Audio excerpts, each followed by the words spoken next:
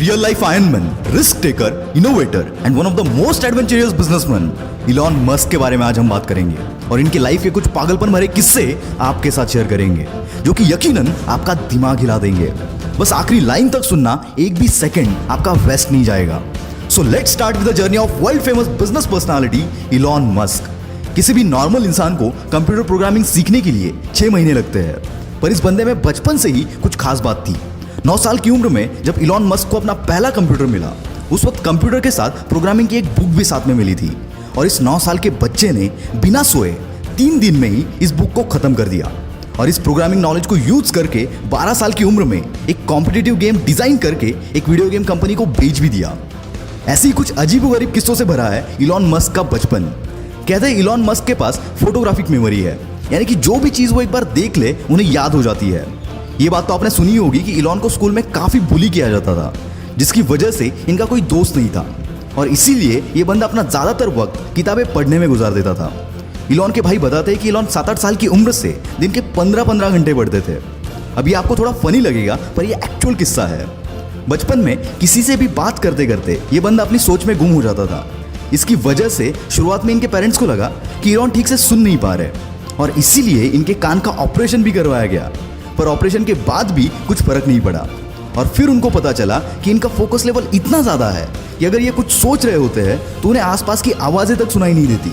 वैसे तो इलॉन बचपन से ही इनोवेटिव होने के साथ साथ बिजनेस माइंडेड भी थे, वरना कौन सा 12 साल का बच्चा खुद का प्रोडक्ट बनाकर कंपनीज को बेचने की सोचता है। 17 साल की उम्र में इलॉन पेंसिल्वेनिया यूनिवर्सिटी में एडमिशन लेकर कनाडा शिफ्ट हो गए और वहाँ उनके कुछ दोस्त भी बने। उनके क्लासमेट्स को वाइल्ड पार्टीज का बहुत शौक था, पर एज रेस्ट्रिक्शन के चलते वो पार्टीज को अटेंड नहीं कर पाते थे। इस पर इलॉन और उनके फ्रेंड ने मिलकर एक जुगाड़ लगाया। उन्होंने एक ऐसा घर रेंट पर कर लिया जहां पर वो वाइल्ड पार्टीज अरेंज कर सकते थे और पार्टी में पर पर्सन $5 की एंट्री फीस चार्ज करते थे। इससे इनकी पॉकेट मनी और रेंट दोनों निकल जाता था। कॉलेज खत्म होने के बाद 1994 में अपने भाई के साथ मिलकर इलॉन मस्क ने अपना पहला स्टार्टअप Zip2 लॉन्च कर दिया। Zip2 से लेकर SpaceX, टेस्ला और OpenAI तक जितने भी स्टार्टअप इलॉन मस्क ने स्टार्ट किए, उन हर एक में इनोवेशन इस बंदे का प्राइमरी और सबसे स्ट्रॉन्ग पिलर था। Zip2 में वो अलग अलग बिजनेसेस के मैप्स और उनकी इंफॉर्मेशन Zip2 के वेबसाइट पर प्रोवाइड करते थे, जिससे बिजनेस ओनर्स को नेटवर्किंग में हेल्प मिलती थी। और इलॉन का ये बिजनेस चला। केवल 5 साल में इलॉन ने ये कंपनी $307 मिलियन के वैल्यूएशन के साथ कॉम्पैक्ट को बेच दी और इसमें इलॉन का शेयर $22 मिलियन का था। अब इलॉन मस्क एक मल्टी मिलियनर बन चुके थे। उनके पास अब एक बड़ा सा अपार्टमेंट, एक प्लेन और एक मैकलारन F1 स्पोर्ट्स कार भी थी। ऐसे एक दिन इलॉन बैंक गए हुए थे। वहां उन्होंने देखा कि लंबी लंबी लाइनें लगी हुई थी और यही जन्म हुआ X.com का। इलॉन की यह कंपनी ऑनलाइन ट्रांजैक्शन केवल एक ईमेल के थ्रू प्रोवाइड करती थी। शुरुआत में तो लोग भरोसा करने के लिए कतराते थे, पर बाद में रैपिडली इनकी अच्छी खासी ग्रोथ हुई और आगे चलकर X.com पेपाल बनी। 2002 में eBay ने पेपाल को $1.5 बिलियन के वैल्यूएशन के साथ खरीद लिया। इसमें इलॉन मस्क सबसे हाईएस्ट यानी कि 11.7% के स्टेक होल्डर थे। उसके बदले उन्हें $165 मिलियन मिले और पेपाल के इसी डील के बाद जन्म हुआ पेपाल माफिया का।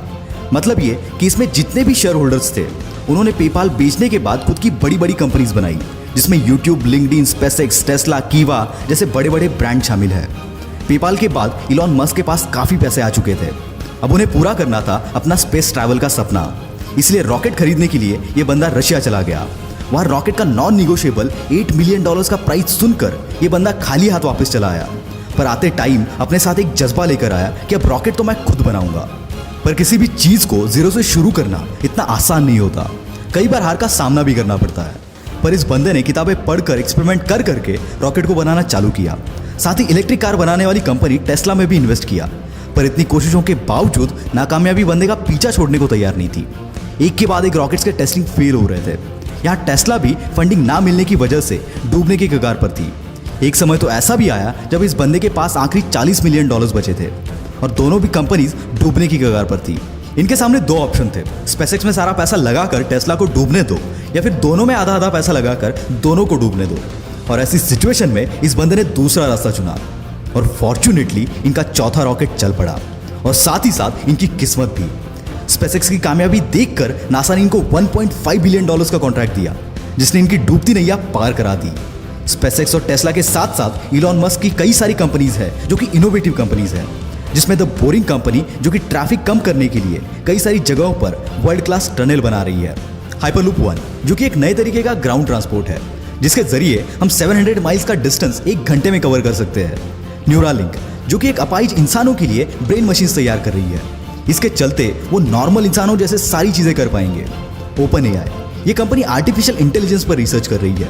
साथ ही इलॉन मस्क स्टारलिंक नाम के एक प्रोजेक्ट पर काम कर रहे हैं, जिसके चलते वो 12,000 सैटेलाइट स्पेस में भेजेंगे, जो कि अर्थ की ऑर्बिट में एक स्टार जैसी चेन बनाएंगे।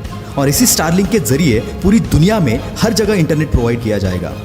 दोस्तों, जहां पर किसी भी नॉर्मल बंदे की सोच खत्म हो जाती है, वहां इस बंदे की सोच शुरू होती है। और यही बात इन्हें इलॉन मस्क से द इलॉन मस्क बनाती है। दोस्तों, बिग शॉट की अगली स्टोरी आप किस पर देखना चाहते हो, कमेंट में जरूर बताना। वीडियो में दम हो तो सब्सक्राइब करो और वीडियो को फैला दो यार। This is will power star signing off for the day. Bye bye.